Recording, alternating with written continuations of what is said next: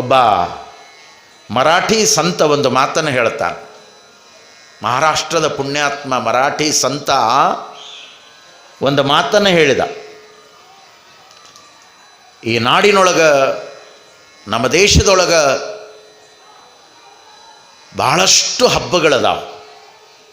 ಒಂದಲ್ಲ ಎರಡಲ್ಲ, 24 ಹಬ್ಬಗಳು ಬರ್ತಾವೆ ಒಂದು ವರ್ಷಕ್ಕೆ ನಮ್ಮ ದೇಶದಾಗ.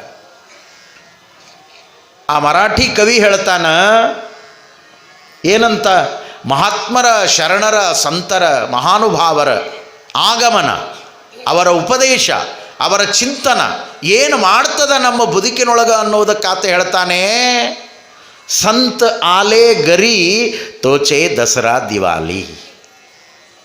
ಸಂತ ಆಲೆ ಗರಿ, ಒಬ್ಬ ಸಂತ, ಒಬ್ಬ ಮಹಾತ್ಮ, ಒಬ್ಬ ಸತ್ಪುರುಷ ನಮ್ಮ ಬಳಿಗೆ ಬಂದರೆ, ನಮ್ಮ ಮನೆಗೆ ಬಂದರೆ, ನಮ್ಮ ಮನಕ್ಕೆ ಉತ್ತಮವಾದ ವಿಚಾರದ ಜ್ಞಾನವನ್ನು ಕೊಟ್ಟರೆ ಬದುಕು ಏನಾಗ್ತದೆ ಅಂದ್ರೆ, ಅವ್ರು ಎಷ್ಟು ಚಂದ ಹೇಳ್ತಾರೆ.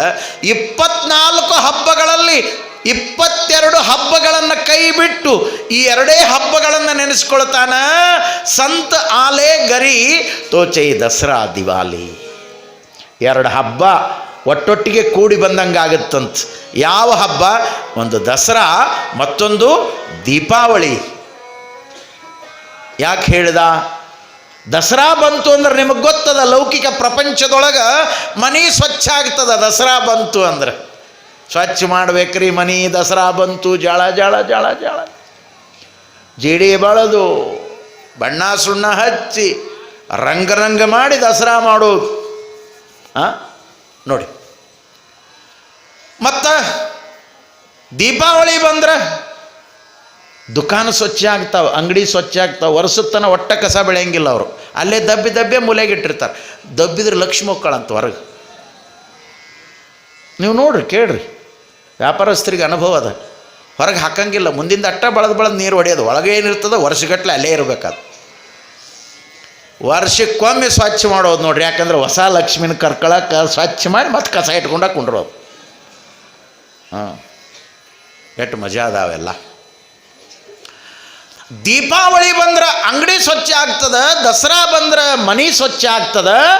ಈ ಎರಡನ್ನ ಯಾಕೆ ಉದಾಹರಣೆಯಾಗಿ ಕೊಟ್ಟ ಜ್ಞಾನಿ ಅಂದ್ರೆ, ಮನೆ ಅಂದ್ರೆ ನಿನ್ನ ಅಂತರಂಗ, ಅಂಗಡಿ ಅಂದ್ರೆ ಅದು ಬಹಿರಂಗ. ನಿನ್ನೊಳಗೂ ಸ್ವಚ್ಛ ಆಗಬೇಕು, ನಿನ್ನ ಹೊರಗೂ ಸ್ವಚ್ಛ ಆಗಬೇಕು. ಒಳಗೆ ಹೊರಗೆ ಸ್ವಚ್ಛ ಆಗಬೇಕು ಅಂದ್ರೆ ಮಹಾನುಭಾವರ ಮಾತುಗಳನ್ನು ನಿನ್ನ ಬದುಕಿನೊಳಗೆ ತುಂಬಿಕೋಬೇಕು. ಅಂದಾಗ ನಿನ್ನ ಅಂತರಂಗ ಬಹಿರಂಗ ಅದು ಶುದ್ಧಿ ಆಗ್ತದೆ. ಅಲ್ಲಿ ಪರಮಾತ್ಮನ ಅನುಗ್ರಹ ಆಗ್ತದೆ. ಒಬ್ಬ ಹಿಂದಿ ಕವಿ ಹೇಳ್ತಾನ, ಭಾಳ ಚಂದ ಹೇಳ್ತಾನ. ಮಾತು ಹೆಂಗಿರಬೇಕು ಅಂದ್ರೆ, ಆ ಪುಣ್ಯಾತ್ಮ ಹೇಳಿದ, ಬೋಲ್ನಾ ವೋ ತೋ ಐಸೆ ಬೋಲೋ ಕೋಹಿ ನ ಕಹೆ ನಾ ಝೂಟ್ ಝೂಟ್. ಬೋಲ್ನಾ ವೋ ತೋ ಐಸೆ ಬೋಲೋ ಕೋಹಿ ನ ಕಹೆ ನಾ ಝೂಟ್ ಝೂಟ್. ಸುಳ್ಳಂದಿರಬಾರ್ದು, ಹಂಗೆ ಮಾತಾಡು. ಈ ಸುಳ್ಳು ಹೇಳೋ ಕಂಪ್ನಿನ ಭಾಳ ದೊಡ್ಡದಿರ್ತದೆ ರೀ. ಕಟ್ಟಿ ಮೇಲೆ ಕುಂತಿದ್ರಂತ 4 ಮಂದಿ ಗೆಳೆಯರು. ಒಬ್ಬಗೆ ಹೇಳಿದ್ನಂತ, ನಮ್ಮ ಮನೆತನದ ಇತಿಹಾಸ ನಿನಗೇನ್ರ ಗೊತ್ತದೆ ಅಲ್ಲೇ? ಅವ ಹರಟಿಯೊಳಗೆ ಮಾತಾಡ್ಕೊತ ಕೂತಿದ್ದು. ಏನಪ್ಪ? ಅವ್ರ ಗೆಳೆಯರು ಅಂದರು, ನಮ್ಮ ಮನೆತನದೊಳಗೆ ನಮ್ಮ ಅಜ್ಜ ಸಾಮಾನ್ಯ ಏನು ಭಾಳ ಅದ್ಭುತ. ನಮ್ಮ ಅಜ್ಜ, ನಮ್ಮ ಮುತ್ಯ, ನಮ್ಮ ತಾತ ಏನಪ್ಪ ಅಂಥದ್ದು ಮಾಡ್ಯಾನ.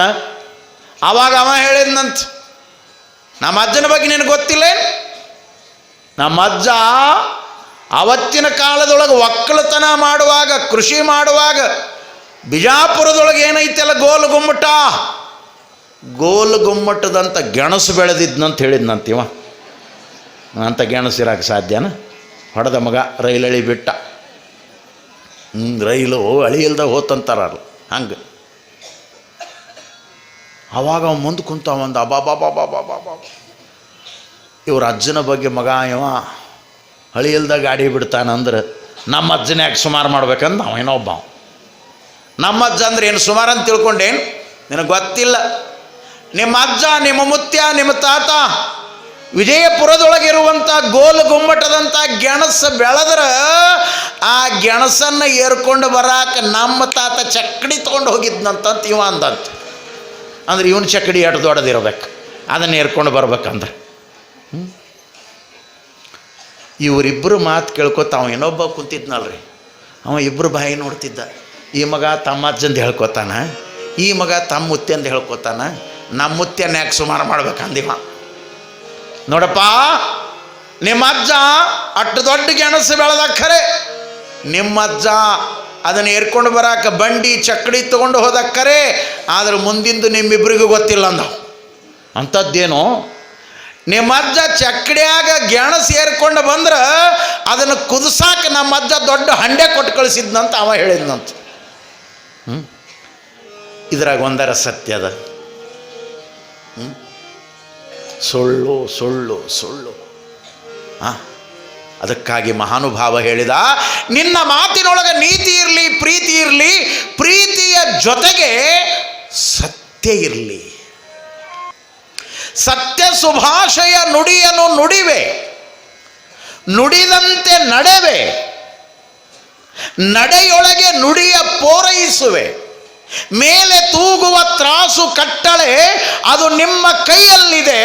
ಒಂದು ಜವೆ ಕೊರತೆಯಾದರೆ ಎನ್ನನ್ನತ್ತಿ ನೀನೆದ್ದು ಹೋಗ ಕೂಡಲ ಸಂಗಮ ದೇವ. ಬಸವಣ್ಣನವರ ಮಾತಿನ ಆ ತತ್ವ ಹೇಗಿದೆ ನೋಡಿ. ಮಾತನಾಡುವುದಾದರೆ ಸತ್ಯವನ್ನೇ ನುಡಿಯೋದು, ಸದಾಚಾರವನ್ನೇ ನುಡಿಯೋದು, ಒಳ್ಳೆಯದನ್ನೇ ನುಡಿಯೋದು, ಮಾತಿನಿಂದ ಇನ್ನೊಬ್ಬರಿಗೆ ಆನಂದ ಆಗುವಂಥ ಮಾತುಗಳನ್ನೇ ನುಡಿಯೋದು. ಎಷ್ಟು ಚಂದ ಹೇಳಿದರು ಅವರು. ಸತ್ಯ ಸುಭಾಷೆ, ಮಂಗಲಕರವಾದ ನುಡಿಯದು. ನುಡಿಯೋದಿದ್ರೆ ಹಂಗೆ. ಒಂದು ಜವೆ ಕೊರತೆಯಾದೊಡೆ, ನನ್ನ ಮಾತಿನೊಳಗೂ ಕೃತಿಯೊಳಗೂ ಒಂದು ಜವೆ, ಒಂದು ಕೂದಲು ಎಳೆಯುವಷ್ಟು ಕೊರತೆಯಾದರೆ, ಕಡಿಮೆಯಾದರೆ, ವ್ಯತ್ಯಾಸವಾದರೆ, ಬಸವಣ್ಣನವರಂತಾರೆ, ಹೇ ಸೃಷ್ಟಿಕರ್ತ, ಹೇ ಪರಮಾತ್ಮ, ಹೇ ಜಗದೊಡೆಯ, ಎನ್ನನ್ನದ್ದಿ ನೀನು ಎದ್ದು ಹೋಗ, ನನ್ನನ್ನು ಇಲ್ಲಿ ಬೀಸಾಡಿ ಬಿಡಪ್ಪ, ಇಲ್ಲಿ ಒಗೆದು ಬಿಡಪ್ಪ. ನೋಡಿ ಏನು ಅವರ ಪ್ರತಿಜ್ಞೆ, ಏನು ಅವರ ಮಾತು. ಹುಸಿಯ ನುಡಿಯಲು ಬೇಡ. ಸಪ್ತಶೀಲಗಳನ್ನು ಹೇಳುವಾಗ ದೇವನನ್ನು ಒಲಿಸಿಕೊಳ್ಳುವ ಮಾರ್ಗ ಯಾವುದು ಅಂದ್ರೆ, ಅವನು ನಮ್ಮ ಆಡಂಬರದ ಪೂಜೆಗೆ ಒಲಿಯೋದಿಲ್ಲ, ನಮ್ಮ ಕರ್ಮಠತನದ ವ್ಯವಹಾರಗಳಿಗೆ ಒಲಿಯೋದಿಲ್ಲ. ಅವನು ಭಕ್ತಿ ಕಂಪಿತ. ಯಾವಾಗ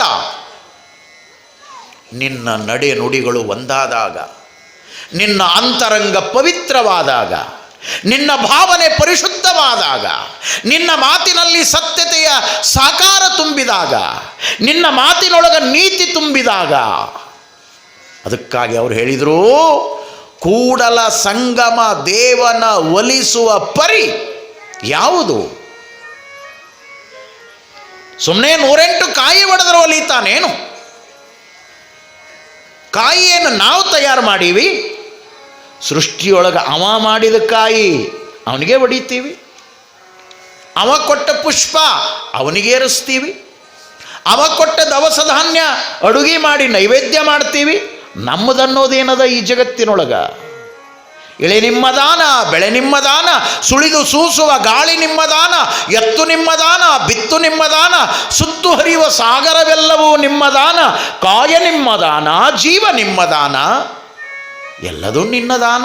ಮಹಾದಾನಿ ಕೂಡಲ ಸಂಗಮ ದೇವ. ಎಲ್ಲ ಕೊಟ್ಟಾನಲ್ರಿ, ಏನು ಬಿಟ್ಟಾನ? ಅವ ಕೊಟ್ಟ ಕಾಯಿ ಅವನಿಗಂತ ತಗೊಂಡು ಹೋಗಿ ಅವನಿಗೆ ಪಟ್ಟ ಒಡೆದು, ಎಷ್ಟೋ ಮಂದಿ ಗುಡಿಯಾಗ ಕಾಯಿ ಒಳಕಿಗೆ ಗುದ್ದಾಡಿ ಬರ್ತಾರೆ. ಎರಡೂ ನಮಗೆ ಬೇಕ್ರಿ ಅಂತ ಇವ್ರು ಅಂತಿರ್ತಾರ, ಅವ ಪೂಜಾರಿ ಅಂತಿರ್ತಾನೆ, ಒಂದು ನಮಗೆ ಒಂದು ನೆಬಗ ಅಂತಿರ್ತಾನ. ಏನು ವಿಚಾರ ಮಾಡಿ. ಅದಕ್ಕಾಗಿ ಅವರು ಎಷ್ಟು ಸರಳ ಹೇಳಿದರು ಅಪ್ಪ ಅವರು ಅಂದರೆ, ಅವನನ್ನು ಒಲಿಸಿಕೊಳ್ಳುವ ಮಾರ್ಗ ಪರಿ ಯಾವುದು ಅಂದ್ರೆ, ಅಂತರಂಗ ಶುದ್ಧಿ, ಬಹಿರಂಗ ಶುದ್ಧಿ. ಒಳಗೆ ಸ್ವಚ್ಛ ಆಗೋದು, ಮಾತಿನ ಮೂಲಕ ಸ್ವಚ್ಛ ಆಗೋದು, ಜ್ಞಾನದ ಮೂಲಕ ಸ್ವಚ್ಛ ಆಗೋದು, ಭಾವನೆಗಳ ಮೂಲಕ ಸ್ವಚ್ಛ ಆಗೋದು. ಹಸನಾಗಿ ಅರಿವಿನಿಂದ ನೀನು ಜೀವನ ಕಳೆದ್ರೆ ಸಾಕು, ನೀ ಏನೂ ಮಾಡೋದು ಬೇಕಾಗಿಲ್ಲ. ಅವನ ಕೃಪೆ, ಅವನ ಒಲುಮೆ ನಿನ್ನೊಟ್ಟಿಗೆ ಸದಾ ಇರ್ತದೆ. ಕಳಬೇಡ, ಕೊಲಬೇಡ, ಹುಸಿಯ ನುಡಿಯಲು ಬೇಡ, ಮುನಿಯಬೇಡ, ಅನ್ಯರಿಗೆ ಅಸಹ್ಯ ಪಡಬೇಡ, ತನ್ನ ಬಣ್ಣಿಸಬೇಡ, ಇದಿರು ಹೊಳಿಯಲು ಬೇಡ. ಇದೇ ಅಂತರಂಗ ಶುದ್ಧಿ, ಇದೇ ಬಹಿರಂಗ ಶುದ್ಧಿ, ಇದೇ ನಮ್ಮ ಕೂಡಲ ಸಂಗಮ ದೇವನ ಒಲಿಸುವ ಪರಿ. ಒಳಗ ಹೊರಗ ಸ್ವಚ್ಛ ಆಗಬೇಕು ನೋಡ್ರಿ, ಇಟ್ಟ ಅದು ನೋಡ್ರಿವಾ. ಈ ಆಧ್ಯಾತ್ಮ, ವಿಶ್ವಧರ್ಮ, ಈ ಪ್ರವಚನದ ಉದ್ದೇಶ ಏನು ಅಂದ್ರೆ ಇದು ನಮ್ಮನ್ನು ಶುದ್ಧ ಮಾಡ್ತದೆ, ಶುದ್ಧಿ ಮಾಡ್ತದೆ. ಎರಡಕ್ಕಾಗಿ, ಇದು ಮತ್ಯಾವುದಕ್ಕೂ ಅಲ್ಲ. ಏನೇನೋ ಕಥೆಗಳನ್ನು ಕೇಳಿ ಬದುಕೋದಲ್ಲ. ಆ ಎಲ್ಲ ವಿಚಾರಗಳ ಮೂಲಕ ನಮ್ಮನ್ನು ನಾವು ಎಚ್ಚರಿಸಿಕೊಳ್ಳುವ ಸಲುವಾಗಿ, ನಮ್ಮೊಳಗೊಂದು ವಿಶೇಷವಾಗಿರುವಂಥ ಸದ್ಭಾವದ, ಸದ್ಭಕ್ತಿಯ ಆಚರಣೆ ಆರಂಭವಾಗುವ ಸಲುವಾಗಿ ಇದೆಲ್ಲದೂ ಕೂಡ ಬೇಕು.